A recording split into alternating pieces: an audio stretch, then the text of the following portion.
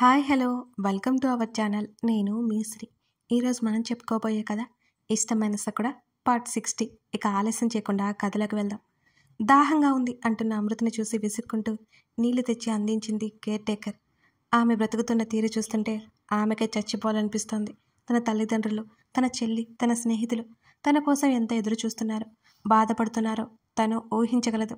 అప్పటికే స్నానం చేసి 2 రోజులవుతోంది అమృత. శరీరం అంతా చెమటలు పట్టి చాలా చిరాగ్గా ఉంది, ఆకలిగా ఉంది. తనకు మాత్రం లేవలేనంత నీరసంగా ఉంది. నాకు ఆకలి వేస్తుంది, ఏదైనా పెడతావా? ఆత్మాభిమానం చంపుకొని మరి నోరు తెరిచి అడిగింది అమృత. తను ఎలాగైనా కాస్త ఓపిక చేసుకుని అక్కడి నుంచి తప్పించుకుంటే తను త్వరగా ప్రతాపంకులకి విషయం చెప్తే ధరణిని ఆయనే కాపాడుకుంటారు.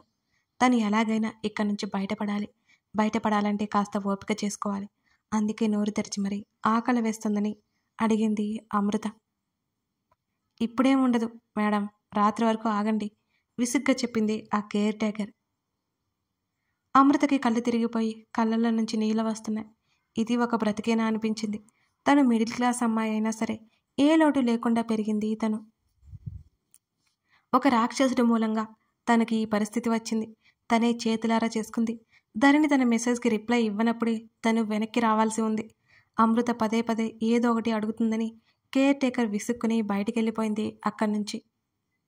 ఎక్కిళ్ళు పెట్టి ఏడవసాగింది అమృత. అదే సమయంలో తలుపు తెరుచుకుంది. ఏడుస్తున్న అమృత అది పట్టించుకోలేదు. ఉదయ్ లోపలికొచ్చాడు. అతనిలో ఒక భయం మొదలైంది. అమృత అతని వల్ల నష్టపోయిన దగ్గర నుంచి అతనికి నిద్ర కూడా పట్టట్లేదు. అందుకే చూసుకోవడానికి వచ్చాడు. ఆమె తప్పించుకుంటే ఎంత ప్రమాదమో తెలుసు అతనికి. ఎంతగా ఏడుస్తున్న అమృతను చూసి అతను ఆశ్చర్యపోయాడు. ఏయ్ అమృత అతను పిలిచాడు. ఏడవడం ఆపేసి నీరసంగా తల తిప్పి చూసింది అమృత.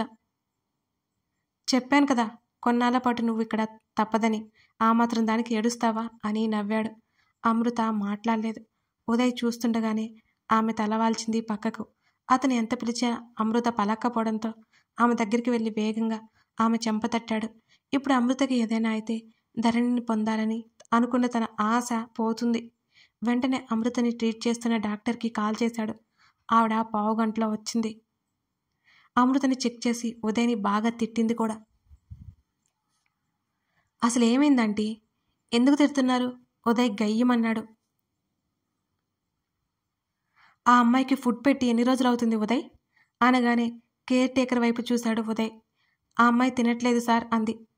అలాగే వదిలేశారంటే చచ్చిపోతుంది అంటూ సెలైన్ పెట్టడానికి చూస్తూ చెప్పింది ఆవిడ. డాక్టర్ ముందే కేర్ టేకర్ చెంప పగలగొట్టాడు ఉదయ్.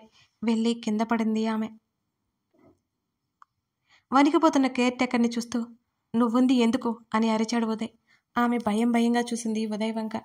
చూడు ఉదయ్, నువ్వు నాకు బాగా తెలుసు కాబట్టి నీకోసం హెల్ప్ చేస్తున్నాను. ఈ అమ్మాయి చనిపోయిందంటే మనందరం ఇరుక్కుపోతాం. చూసావు కదా నువ్వు ట్రీట్మెంట్కి తీసుకొచ్చిన రోజు ఎలా ఉంది, ఇప్పుడు ఎలా ఉంది అని అడిగింది ఆ డాక్టర్. అమృత వైపు చూశాడు ఉదయ్. పాలిపోయి కనిపించింది అమృత. సరే ఆంటీ, నేను చూసుకుంటాను అని అన్నాడు ఉదయ్.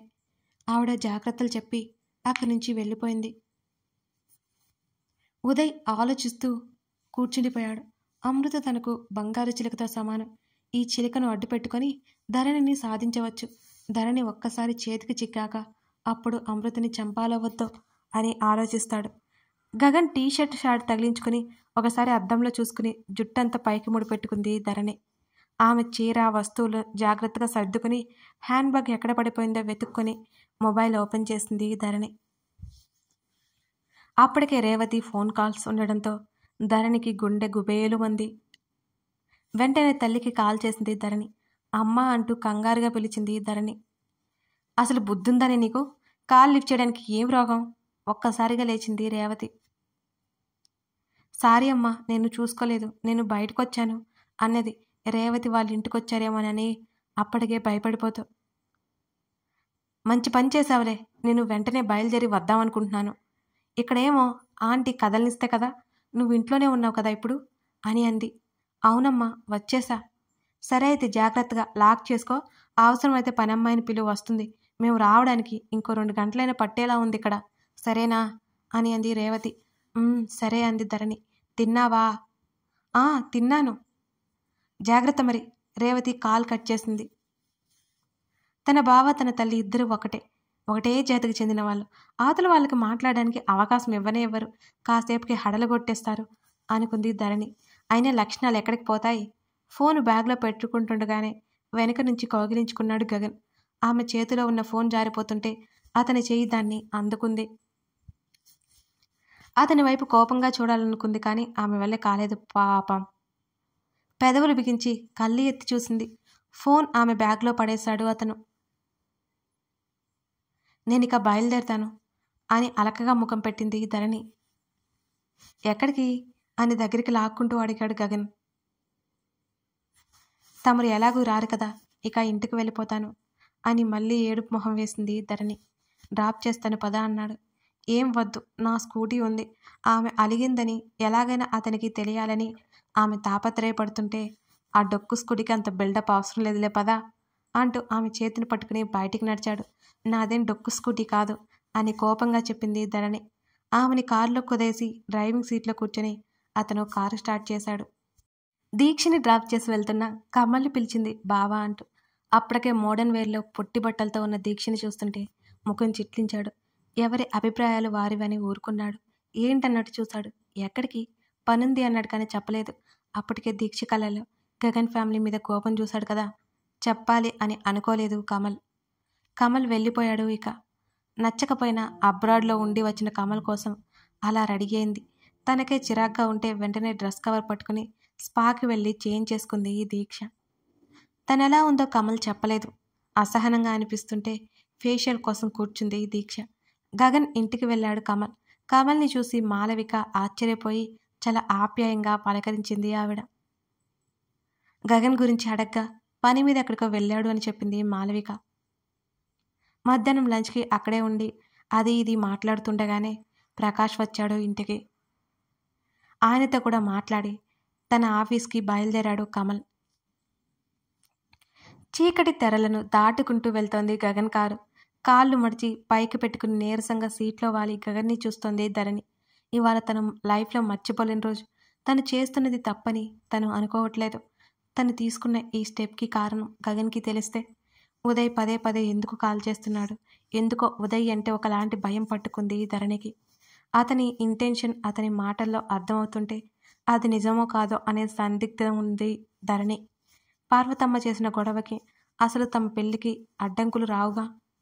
కాసేపటికి ఆ ఆలోచనలు పిచ్చి పట్టి రేపుతుంటే గగన్ భుజం మీద వాలిపోయి కళ్ళు మూసుకుంది ధరణి. ఆమె వైపు ఒకసారి చూసి ఇంటి ముందు కారు ఆపాడు. ధరణి కళ్ళు ఎత్తి చూసింది. అతని వైపు బేలాగా చూసింది ఆమె. వెళ్ళు అంటున్న అతనిని కౌగిలించుకొని మెడవంపులో ముఖం దాచుకుంది ధరణి.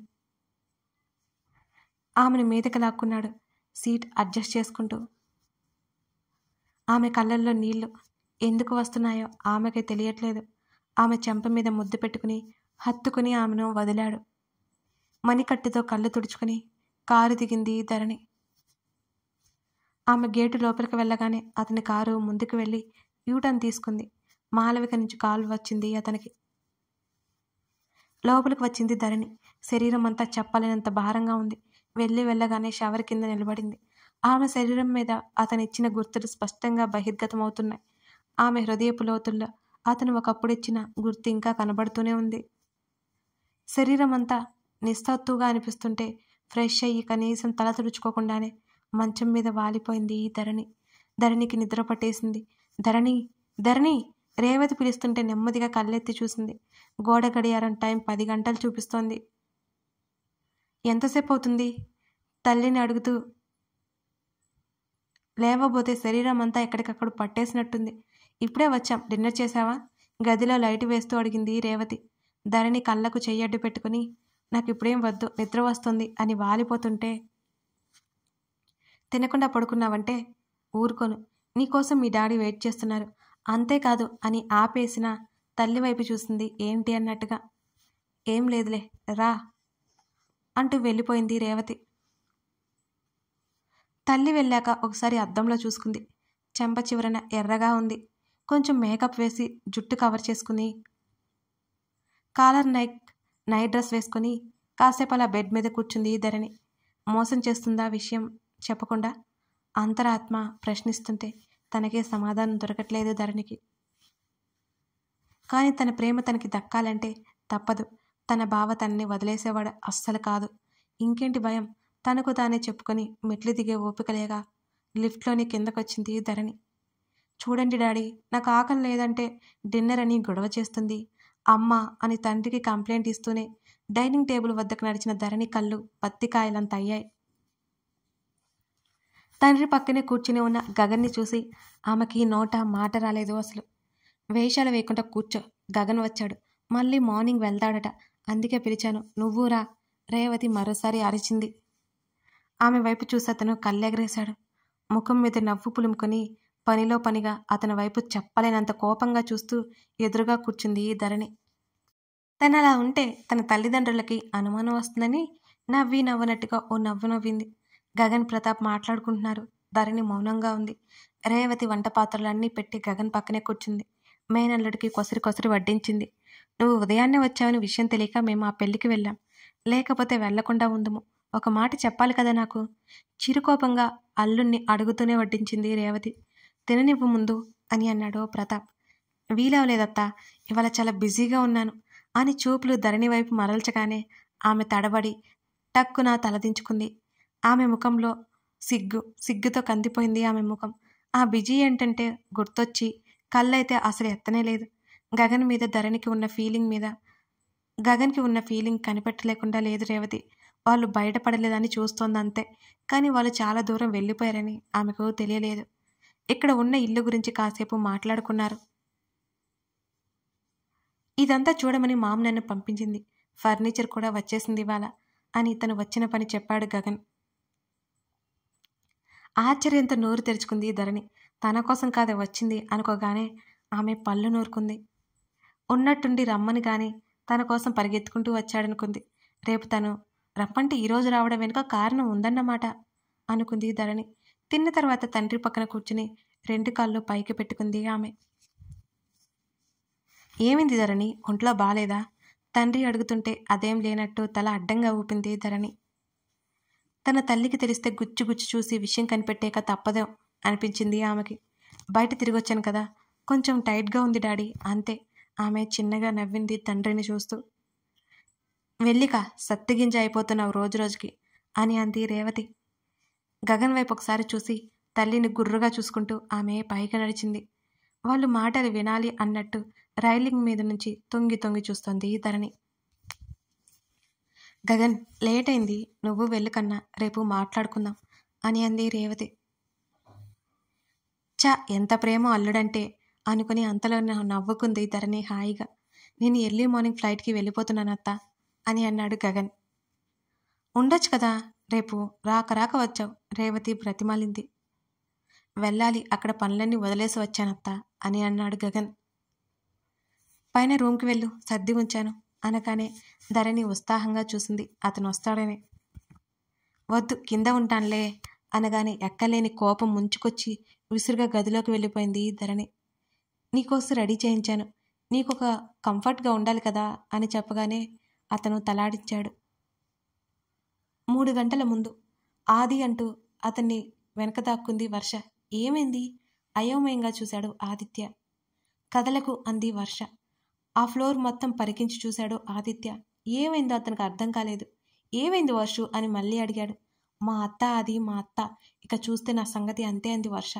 ఎవరా అన్నట్టు చూశాడు ఆదిత్య. మాలవిక, పార్వతమ్మ కూడా అక్కడే ఉన్నారు. క్లోజ్ షాపింగ్లో వాళ్ళు బిజీగా ఉన్నారు. ఎవరు? ఆ ముసలావిడ ఆ పక్కనే ఉన్న ఆమెనా అని అడిగాడు ఆదిత్య. ఏంటి, మా నాన్నమ్మ కూడానా? వర్ష గుండె జల్లుమంది. అవును, ఇటే వస్తుంది అని అన్నాడు ఆదిత్య. వెంటనే ఆదిత్యని తన వైపుకు లాక్కుని హత్తుకుంది వర్ష. ఏంటి, ఇలా ప్రూవ్ చేయాలా మీ నానమ్మ వాళ్ళకి అని నవ్వాడు. చంపుతా అని కసిరి ఏదో ఒకటి చెయ్యి అని అంది వర్ష. ఆమెతో పాటు వెనక్కి అడుగులు వేశాడు. చుట్టూ చూడగా ట్రయల్ రూమ్ దగ్గరికి ఎవరూ లేకపోవడంతో లోపలికి తీసుకెళ్లిపోయాడు ఆదిత్య. పార్వతమ్మ మాటలు లీలగా వినపడుతున్నాయి వర్షకి. ఈ నైడిల్ నా వల్ల కాదే మాలా, వేసుకో అమ్మ, ఫ్రీగా ఉంటాయి ఈ వయసులో. ఒకసారి వేసుకుంటే అలవాటు చేసుకో, వదిలిపెట్టవు, వయసు అయిపోతుంది నీకు, మాలవిక చెప్తోంది. ఇద్దరూ అక్కడే ఉండడంతో గుండె గుబేలు మంది వర్షకి. పొరపాటున తన మాట వినిపించి తన నానమ్మ తనని బ్రతకనివ్వదు. మన ఛానల్ని కొత్తగా చూస్తున్నట్లయితే సబ్స్క్రైబ్ చేసుకుని నోటిఫికేషన్ రావాలంటే ఆ పక్కనే ఉన్న బెల్ సింబల్ మీద క్లిక్ చేయండి. అలాగే ఈ వీడియో డిస్క్రిప్షన్లో కొన్ని స్టోరీస్ లింక్స్ ఇచ్చాను. మీకు నచ్చిన స్టోరీ సెలెక్ట్ చేసుకుని హాయిగా చదివేయచ్చు. Thank you for watching this video. మరో ఎపిసోడ్తో మళ్ళీ కలుద్దాం.